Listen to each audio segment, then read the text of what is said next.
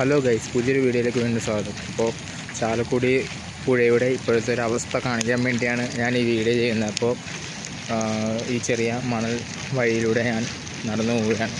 മൺപാതയിലൂടെ നടന്ന് ചാലക്കുടി പുഴയുടെ അതിഭീകരമായ അവസ്ഥയുടെ അടുത്തേക്കാണ് നടന്നു നീങ്ങുന്നത്.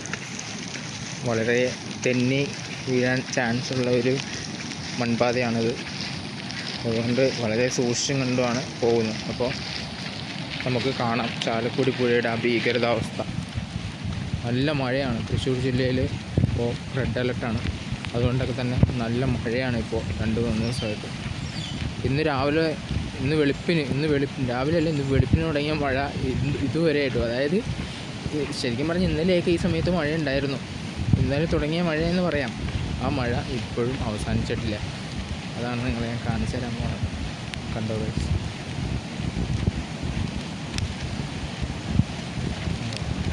ഇതാണ് അവസ്ഥ.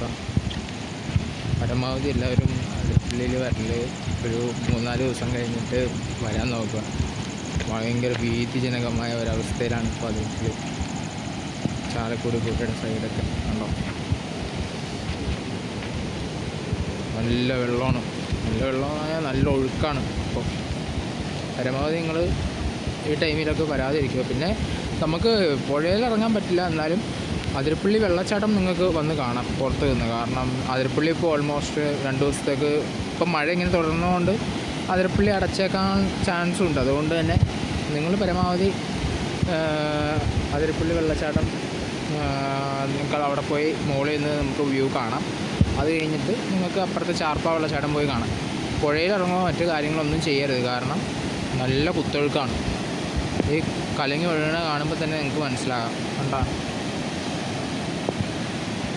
മൊത്തം മഴയോടുകൂടിയ ഒരു ഭൂപ്രകൃതിയാണ്.